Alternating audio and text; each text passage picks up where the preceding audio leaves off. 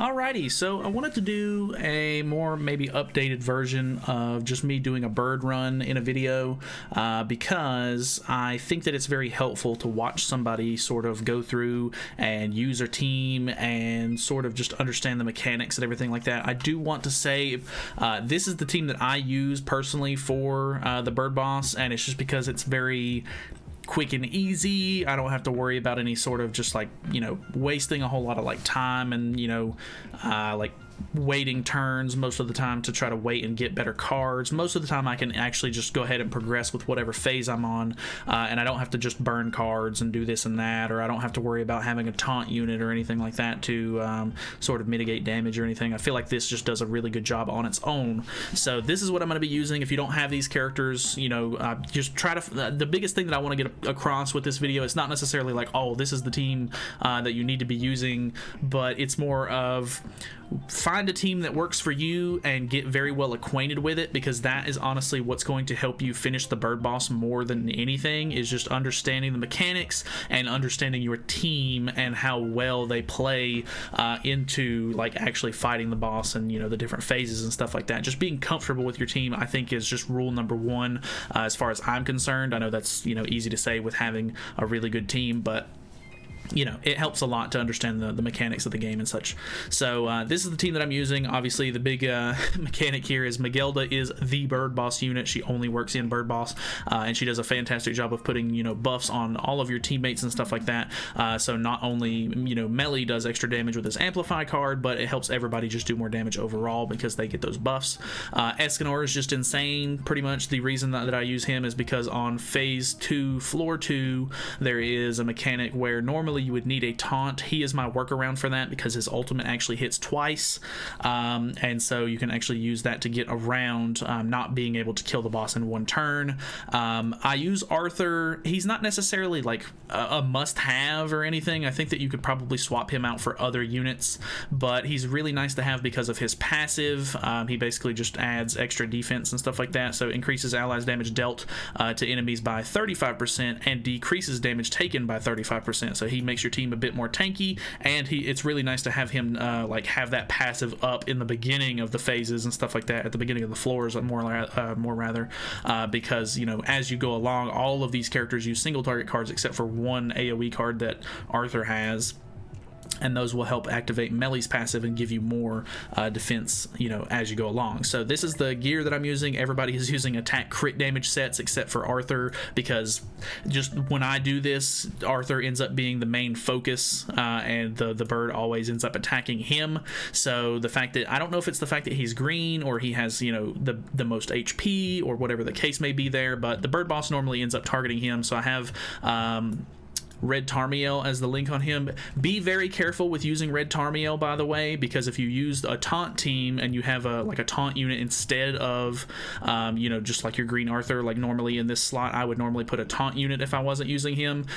Be careful with using Red Tarmiel specifically, because on phase 2, floor 2, which is the one that you need to have the taunt for, using Red Tarmiel can disable his skill effects, meaning that he will wipe you regardless of having a taunt. So if you're going to use a taunt unit, make sure that you're using blue Tarmiel to make sure that you don't avoid that. I know his heal isn't quite as good, or his grace rather, but it's better than wiping on that floor if you're not using someone like Escanor or Cusack, who can end up finishing the floor in one turn.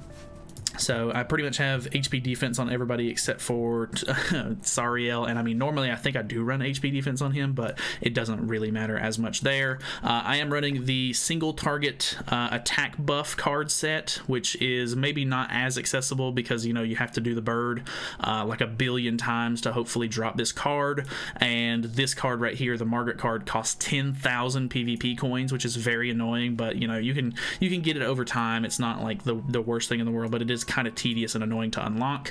You can definitely use the healing card set. It works just fine if you have that one. If not, I guess I would just recommend going for maybe just as many attack as possible, or as much attack as possible on these cards. I don't know if there would be another alternative set besides those two that you would use, but either way, let's hop into this thing. That's kind of just the introduction into the fight and the information that I wanted to give you. But yeah, let's start floor 1. I'm going to try to kind of break down the floors as much as I can and the phases. I actually don't know like the gimmick per se to every single one of these. You can do a little bit more research before you start the floor. You can actually click on him and it'll tell you like a brief description of what the floor is going to entail. But floor 1 is very basic. Most of the time I end up just making sure that I get at least 2 single target cards out, so that way I can, you know, activate one of get an extra stack of Melé's passive going, so that way we can tank a little bit better. But the big thing that I always do on floor 1 is just I make sure not to use Melee amplify cards, and I try to get Miguelda and Escanor's ult at the very least going into phase 4, so that way I can actually deal damage to him. Because if you don't know, I'm not exactly sure if it's his resistance or his just defense related stats or whatever, but on phase 4 he's basically going to become really, really hard to attack unless you have Power Strike, which is what they normally would prefer you to use, or something along those lines. So I think I'm going to end up doing too much damage here regardless, so I'm going to use these 2 cards, and I think I'm just going to... I could have maybe moved a card for ultimate there, but it's not the biggest deal in the world. Knowing when to push ults and stuff like that is a very useful skill to have in this for sure. The one thing that I really like to do is, you know, just making sure that I get Miguelda heal cards and stuff to get rid of certain debuffs, because they'll if you have her Holy Relic, it'll actually give you extra buffs that way. The big thing about floor 1 is that on phase 1 and 2 he does not have a damage cap, which means that you can just deal as much damage as humanly possible to him, whereas the rest of the fight will get, you know, exponentially slower, because he can only deal so much of his health bar per hit. So we've actually gotten a pretty decent amount of melee cards here, which is really, really nice. I don't think I even need to worry about using Escanor's ultimate or anything like that. I have extra cards. I could potentially try to rush going for it even like again, but I don't think it's really necessary. I think we can kill with just that card right there. I think I'm going to waste that card out of hand, and I think I'm actually going to merge those for now, and then we can just skip a turn. I maybe should have, like I said, used or moved the card to get Miguelda's ultimate, but so far I'm kind of just seeing what I'm pulling in hand. I think more often than not you should probably move cards to get ultimates, but you know, it doesn't always work out that way. Like, you don't always get extra cards to merge, so be aware of that. So I think what I'm going to do is, I'm never really as worried about using Melé's ultimate. It does have cleave, and it will actually do damage to the boss in the last phase, but you know, you can only use so many cards per turn, so just having heavier hitting cards, I think, will normally end up benefiting you more. And I feel like Miguelda's ultimate ends up doing damage cap.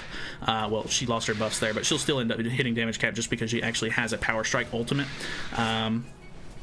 And if I am able to keep good stacks up on Escanor, then I should be able to deal good damage with his ultimate as well. So I'm going to hopefully be able to kill him in one turn here. So I'm going to use the heal card very first, so that way it'll actually get rid of the most recent debuff on them. So it'll get rid of this bleed, and then I'm just going to hopefully use those. Hopefully the Arthur card doesn't kill, just in case, so that way I can get off an extra stack of defense. But I think I might be maxed out on that already, but either way it does work out. So Arthur never really does a whole lot of damage, so I can always kind of rely on him as like a buffer to sort of, you know, get just some extra damage off.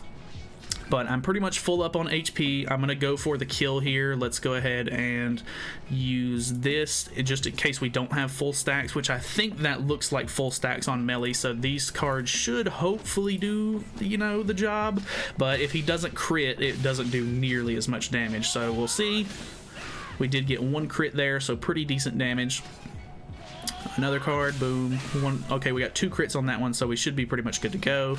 The ultimate hits. Deals 138, which isn't damage cap, but pretty close. And then it would have hit a second time if I would have used it before. You know, he would have had more HP. But yeah, that is floor 1. Nothing too difficult there. Obviously, that last phase can definitely get you. If you're a newer player, using Brunhild or just other characters that have Power Strike cards in general is going to be the best way to do that. If not, you may want to try to make sure that you have a lot of buffs on an Amplify character like Melee to get the damage off. So, going into floor 2.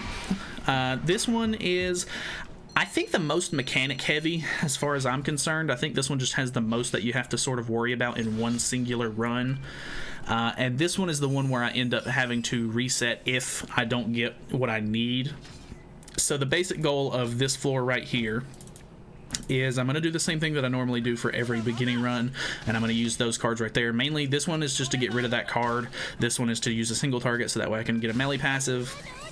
This one is also the same thing, plus it doesn't really do much damage at the very beginning, and the melee pierce card actually deals pretty good damage. So what we're hoping for is extra Escanor cards, which we did get 1, and the whole goal here is that because in phase 2 he will wipe you if you don't have a taunt up, and because I don't have a taunt on this team, I'm going to try and make sure to get Escanor's ultimate before pushing into the next phase, so that way I don't get absolutely wrecked. So he does have a damage cap. I think I'm going to push this right here, and that will be my 2 single targets for this. I maybe, just in case, should have used the heal after her card so she didn't have too many buffs on, but I think... Okay, I'm still good there. We did not kill, and I still need my ultimate. Okay, we got a good merge there, so that's fine. I think we're actually pretty much good to go. He does put up a buff right here, which isn't the worst thing in the world. You know, you'd think it would be a lot worse, but as long as you're using UR gear, honestly, when I was doing bird farming streams, that was one of the biggest things that I was trying to make sure that people got across, was that you need to make sure that you're working on gear. Gear is one of the most important things in this game. That you need to worry about. Just having good gear on your characters, it helps literally so much. We're using 2 cards. I'm going to go ahead and push Miguel's ult as well. So this will kill. Push up into the next phase. This is also another one of those situations where you want to make sure that you know your team well enough, and you know what cards are going to do what damage and everything. And if I'm not mistaken, I think in the next update they're adding some sort of like little bars or like little cuts in the bar that show you how much HP that they have, or like to help you like gauge how much HP they have, which is going to be a pretty nice update. So here is the point where he actually, the reason why you normally can't one phase this is because he revives with a small amount of HP. So using Escanor here, he will hit twice, meaning that we can basically bypass a card, and then we're going to we'll use a melee card, this card, and then because we don't have anything super small, I'm just going to use this extra flood card, and that should be enough damage to kill him. So that hits twice. This almost brings him down to full, or almost brings down the entire bar. This finishes off that health bar, and he revives with a little bit, and then we use 1 more card to finish off that. So looking very good. I think the only card that I would not want to use there is like an Arthur AoE or maybe an Arthur single target, just because he doesn't do nearly as much damage. But this phase is also very, very interesting, because depending on how much HP he is left with as it goes into his phase, he will have different kinds of buffs on. This one, I recommend that you use 1 card at max, or like 1 card that's going to deal max damage before you attack if you really want to. But if you have good enough cards, which I definitely do this turn, you can try and just make sure that you kill in 1 single turn, because the basic idea here is I've already pretty much got all of my ults, so I'm just going to show you what I mean. So this card deals max damage. He now has a defense buff, but if you go past this point, he's basically going to get like an HP buff if his health is anywhere within this middle range pretty much, and it's going to make it to where he basically lifesteals back his entire health bar, and you'll have to restart, you know, his health bar pretty much, which is very, very annoying. And if you don't deal enough, or if you deal enough damage to get out of the HP zone and into this last little bit, he puts on an attack buff, which can be very hard to, you know, like to deal with if you're, you know, maybe you have not as, you know, strong of characters or whatever. He'll just deal a lot more damage. So I'm going to use this card right here. This is going to purge off that infect that he has, and it's going to top us off a little bit and give us a buff. And then I think I'm just going to go ahead and get rid of this melee ultimate, and we shall use the Amplify and this Escanor card. That should be more than enough to finish him off here. So this should hit damage cap, I would imagine. Boom, 166, that is damage cap for the phase.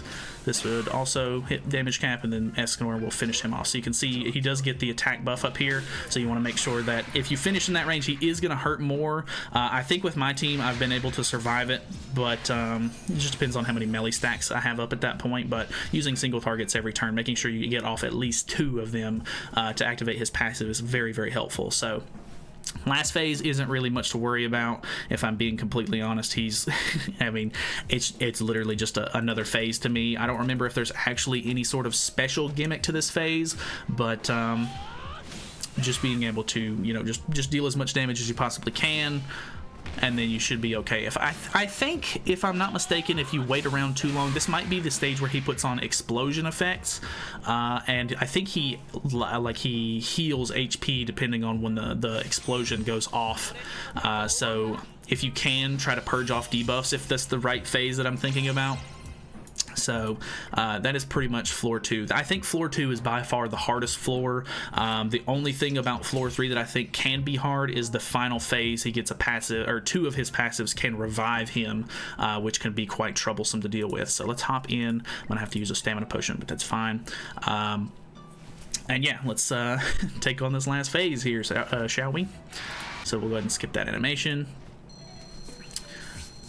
And with the level 100 update coming out, I'm probably going to end up doing Escanor fairly soon. I might be able to actually hit 300k CC on this this bird team. So, all right, the basic gimmick to this phase right here is that he will put on blockade, which means that you cannot use level 2 or 3 skills. So you want to make sure that you're, you know, able to deal as much damage as you can with level 1s. If you get lucky in the way that he puts on his debuffs, sometimes you can actually purge off the blockade skill with Miguelda's heal, as long as you have the Holy Relic. But normally melee can end up doing really good damage. Escanor can also deal really good damage, but obviously it just depends on your card draws and stuff like that. So, you know, drawing extra Arthur cards is never really all that great. So this is where the red Tarmiel link is going to help a lot, I think. And normally I end up having to use one of my heals in this phase, so that way I can make sure that I actually live through it, because he starts to deal a lot of damage. He's got ult in hand on turn 2 here. So I'm going to go ahead and throw out, I think, both of the Escanor cards to try to get more melee stacks here. We're going to throw this out, and that'll merge that, which is fine. So here we go.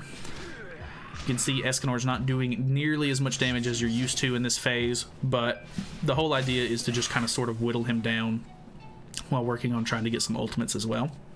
There's not any sort of like crazy sort of mechanics until phase 3, I think. So phase 2 shouldn't be as bad. You're just trying to sort of build up extra melee stacks in this phase if you're using him.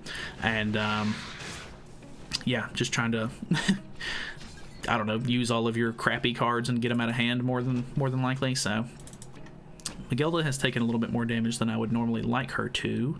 I'm going to use the Escanor card to try and help me push phase. I don't know how close we'll get. I think we'll be fairly close, but not quite there. Yeah, so we'll have to go one more round, but that's okay. We can get rid of some more of these Arthur cards, hopefully. And depending on what cards he uses this round, it looks like an AoE. Doesn't really do too much damage. I think that one puts on... Okay, that one does put on the blockade. So we can't use level 2s now, but it's fine. We don't have any in hand. And he's really low health. I think he puts on his own buffs here. No, this is the damage taken increase for us. So that's fine. I think what I'm going to do is use a single target. I don't think that'll kill because Arthur is just pretty weak in general, and then I'm going to use I'm going to get rid of these Arthur cards in hand, but I'm going to make sure to try to use at least 2 single target cards first, so that way I can gain another melee passive. So that's very nice. We get rid of those Arthur cards. I think blockade is actually off now. Like, I think it only lasts for 1 or 2 turns. I'm not sure there. We did get the passive where he has the reflect on, so he reflects 25% of the damage. But more often than not, I feel like if I have decent stacks on my characters, which I do have pretty decent stacks at the moment. I don't ever find the reflect to be really all that big of a deal, if I'm being completely honest. Like, I feel like more often than not my characters end up life stealing enough health back from the attack to where it doesn't even feel like the reflect hurts me at all. And I know that sounds kind of weird, but so we can actually I think I'll push Miguelda's passive as well, so we'll just use something like this. So you can see I deal 70k damage. I do take damage, but you can see once it finishes that Arthur or Escanor isn't really going to be missing any health if at all. So yeah, he's pretty much right where he was when I attacked. So I don't know. I don't really find the reflect passive to be a big deal anymore, and so it is what it is. I maybe should have. I forgot that he does remove ultimate move gauge, so I probably should have used Arthur's ultimate while I had it in hand just to try to help me push through this phase, but it is what it is. If you can get a level 2 Arthur card, I'm pretty sure it removes buffs on level 2, so that can be kind of helpful. But we're going to I think I'll go ahead and use the melee ultimate to try and get closer to pushing through phase here, because he does have an ult in hand, and I'm not really all that worried about it, but the melee ult is going to get rid of the reflect, do really good damage as well, and hopefully this does good damage. We have a good amount of stacks on. I don't know if Escanor is going to be able to kill here. Yeah, so that's fine. It is what it is. We do have dissolve on those characters, so it would be very nice to try and get his ultimate back before pushing in. Okay, so him getting off the ultimate there is very annoying because it canceled everybody's buffs that we have already accrued at this point, but that's okay. It's not the end of the world. We shall, I think we're just gonna move that, use this, and I'm really not confident in Arthur because neither of these two have buffs on, and I don't think their 2 cards are gonna kill, so I'm gonna use that to push phase. It might have killed. I'm not sure. I'm never confident in Arthur specifically whenever he attacks, but I need to get some more Miguelda heal cards so that way I can start putting on some more stacks. And there she is. So let's go ahead and use that. This is the phase where he is going to start disabling your stuff, so you have to be kind of fast with this one. Each phase he's going to disable a different kind of card. I'm pretty sure the very first card that he disables is stances, if I'm not mistaken. I'm not positive on that, but I think it's stances, and then I want to say it's debuff cards after that, but I think that might be the third thing that he disables. So you just want to make sure that you're killing him in a timely fashion, or else he's going to end up disabling everything you have. So you want to be very careful there. I don't want to get rid of that amplify. I really want to save it if possible for the last phase. So I'm going to move it so that way we can get the ultimate. I think if you end up sort of stalling for too long in this phase, he also ends up putting on evasion at some point. Like he ends up putting like 3 buffs on himself, and he puts evasion on, so you can't deal damage. So having a way to get rid of that is very, very helpful. So Melee's ult is also a very good thing to have for that. I think having a level 2 Arthur card gets rid of buffs, if I'm not mistaken, so we could potentially use that. If you're using Matrona as a taunt unit, she's really good for removing buffs, so you can use one of her cards first. But you can see now I have stance disable. It is a gray buff, so I literally can't get rid of it even if I wanted to. And I think I'm fairly confident that these cards are going to kill, so I'm going to use those to go ahead and push phase, and then we'll see how it goes going into this next phase. I have 2 melee amplify cards. This is the last phase of the fight. This one is, you want to make sure that you're very conscious of what passive you get here. So he ended up getting, I think it's gonna take me out of this menu. No, it won't. Okay, so we got removes the hero's debuffs, fully heals their HP, and increases all stats by 15% when the hero survives with 25% HP or less. This is the worst passive that you can get because he fully heals and increases his own stats. There is one where he only heals half of his HP when he dies. That one's not nearly as bad. And then there's also one where he just has, I think it's increased attack stats or something like that. It's something very simple, but it doesn't have a revive to it, which is by far the easiest one to deal with. So if possible, we're going to try and whittle him down here a little bit, and if we can keep him above 25% HP this phase, then we'll try to just sort of gauge damage and try to kill him all in one whack in the last fight, or in the last phase, or in the last, with the last card that we use. So we've got him down to a little over 50% HP here.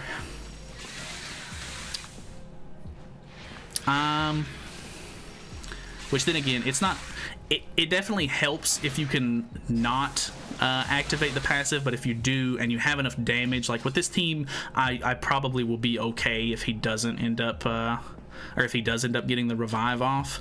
But I think more often than not, you know, it would be better to avoid that if possible. So this will do a little bit of damage. This should deal a pretty decent amount.